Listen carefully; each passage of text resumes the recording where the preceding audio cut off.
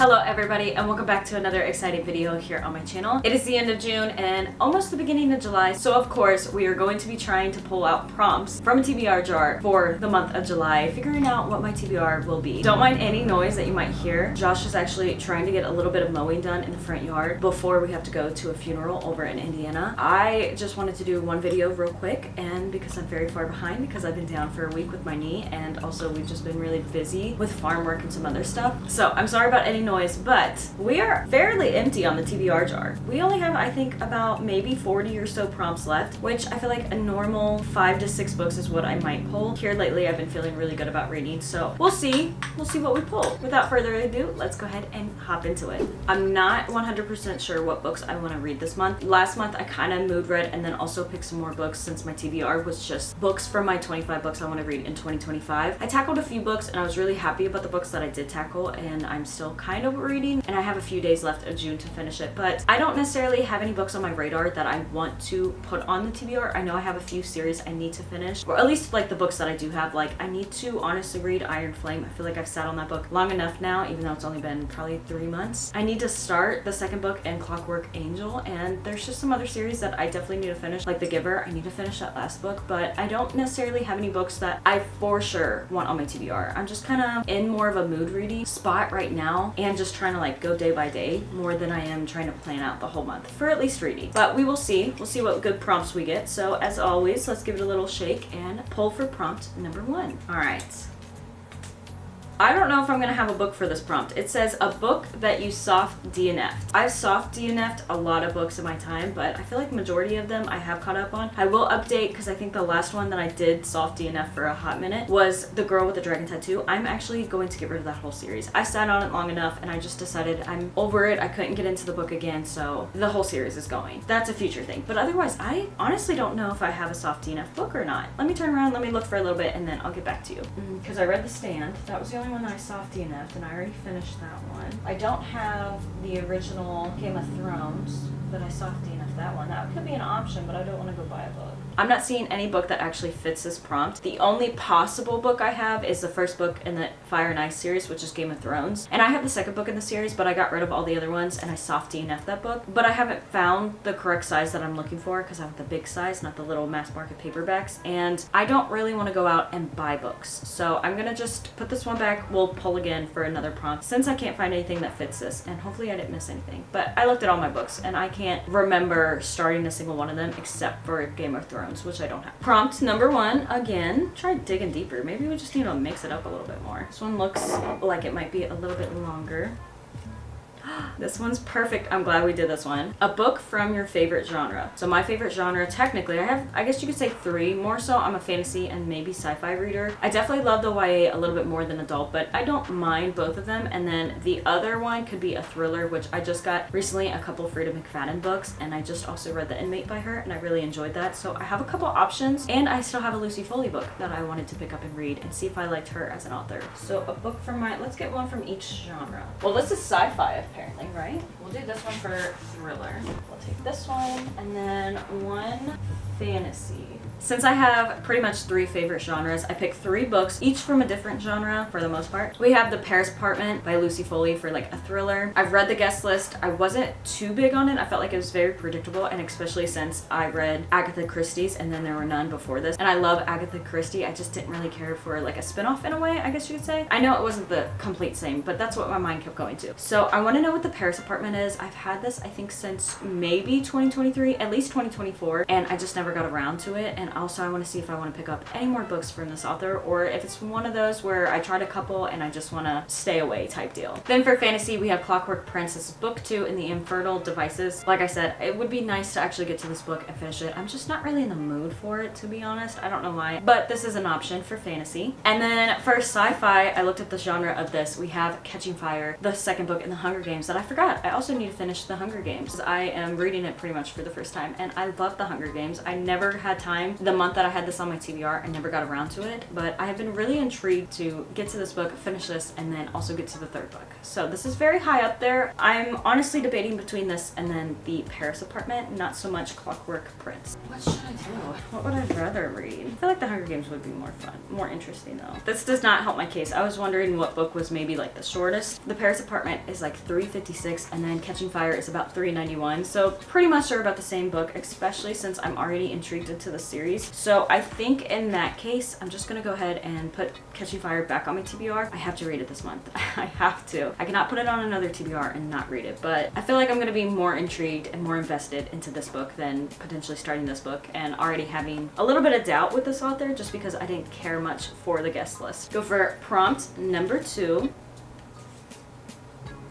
I should have maybe picked Lucy Foley for the last prompt and then picked Catching Fire for this prompt. It says a book that is a movie or a TV show. I don't know how many books that I have that are left that are a movie or a TV show on my bookcase. Well, I read all of Stephen King's ones. None of those are a TV show. Is this a movie?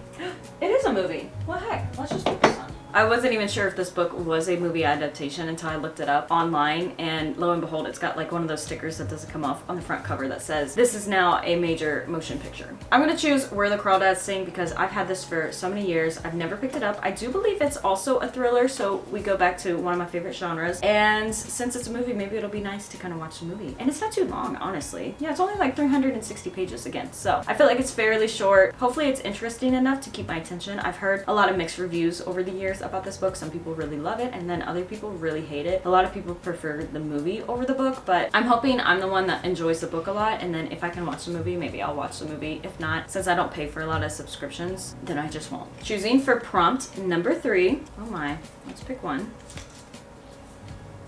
A book I just bought. Well, we're going to a thriller because this is my last 2 books that I just bought. Maybe about a month ago in Walmart, I picked up 2 books by Frida McFadden. We have The Tenant and then also Ward D. I have no clue which one of these I want to read. I've heard really amazing things about this. I guess this was her newest one. And then Ward D was just one of those that just seemed very interesting. And I think this one, oh yeah, this one's about a mental hospital. So I'm really excited to see more so about this because I feel like this, oh, and also being a night shift would make this book really good, especially for Frida McFadden. I don't know what she puts in her books, but they're really fast-paced. They're very intriguing. Even if they're very predictable, I feel like they're very, very intriguing, and I still really enjoy them, even though half the time I guess like who's the problem at the end or who did this or like what the ending is going to be. It's very easy to predict that, but I still enjoyed them. And then this one, I guess you have this guy who is renting out a room, and apparently he finds this girl, and she's apparently exactly what Blake's looking for, and then also it says, or is she? So I guess there's some back and forth, and I guess she finds out some dark secrets from him. So he is the property manager or owner of the house, whatever you want to say, and then she is the tenant. So I'm also very excited just since I've seen this. I don't know which one I'm feeling more of though. Let's do one of her older ones first. Let's go ahead and do Ward D because I think just a little bit more. The night shift at a mental hospital is probably more appealing to me, especially because I feel like it's a good setup all in its own. Just having that setting, that place, I feel like it's already gonna make the book a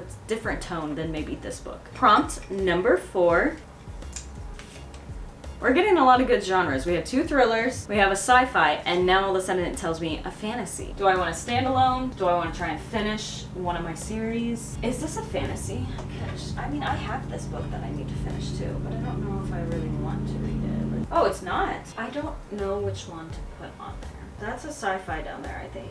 Oh, it's got fan art in the back. That's so cool. $4.49. For the fantasy prompt, I'm going to choose actually a standalone in a fantasy, which I feel like is very uncommon. It is Heartless by Marissa Meyer. I've read the Renegades trilogy, absolutely love that trilogy, and I do own the Lunar Chronicles. I've not tackled that just yet, but since it's a standalone and I don't know if I really want to read Iron Flame this month and or Clockwork Prince, I feel like this is a better option because I don't really want to start a new series. When it comes to fantasy, I have a lot going on, and like I said, it's a standalone, so why not? It's perfect. And I haven't really heard too much about this book. I think it was kind of popular more in like 2020, 2022 maybe, back when I think it was Sarah Caroli read it a while ago, and that's when it became very popular, or at least that's when I seen it very popular. But I also didn't know that the copy I have in the very back of the book has a little bit of fan art, which I think is so cool. So I'm kind of intrigued to read about this. I think this is more of a spin-off of Alice in Wonderland. I don't really care much for Alice in Wonderland. I think I've seen it a couple times, like the Johnny Depp version and then of course the cartoon original, but it's not necessarily one of my favorite movies, but I am intrigued about this book. Let's choose just one more book. Let's see what book we can get. I bet it's going to be really bad since these ones have not been really bad. All right, we have a fiction book. I feel like this is a little bit easier. Very simple, but I got to use my phone for this one. Historical fiction. That's sci-fi. The drama and a history. Oh, it's a memoir. All of those I've read. Besides those, that's sci-fi. Why do I have no fiction books? Okay, that's one option. I don't have any fiction. Oh wait, this is fiction. All right, I have two options. Apparently, says Google when I looked them up and looked up the genre. I have more of a fiction with also, it's a mystery and a thriller. It's called Blood Sisters. I got this when we were stationed in Las Vegas one of the last couple months. We had a community garage sale and I was given this book and I did keep it. I have been wanting to kind of read it, but at the same time, I feel like I already have enough thrillers on my TBR already. So I'm kind of thinking about going with If He Had Been With Me. Apparently, this is a fiction. This is the only genre that actually popped up with this book. I have never read this, but this book in particular, I have been kind of eyeing off and on. I've heard it's like sad. I thought it was a romance, to be honest, or like more of like a young adult romance and then like heart shattering at the end, but it's not too long either. It's fairly short, just under 400 pages. I think we're gonna pick with this one because it's not necessarily a thriller. I'm not gonna lie, I absolutely love this month's TBR. I hope I can tackle every single one of them. I hope I stay out of a slump, and I hope I'm not too busy that I just can't read. I'm super excited for the Fruit of McFadden, the Hunger Games, and also Heartless. I feel like those three are going to be definitely a top priority of this, but I'm honestly really happy with this entire lineup. I'm intrigued about every single one, and I can consider reading every single one this month, which is very exciting. And they're not too long. I think the longest is maybe just over 400 pages, and that might be Heartless. Otherwise, everything's under 400 pages, so it's perfect. Thank you all so much for watching this video. I hope you guys all enjoyed it. Be sure to stay tuned for my reading wrap up for the month of June. I feel like I did a really good job considering the month prior to this. I only read about 2 books, and we were so busy, and I just was not feeling reading at all. I feel like I really came back just a little bit, and I hope to see you in another video here on my channel. And as always, God bless.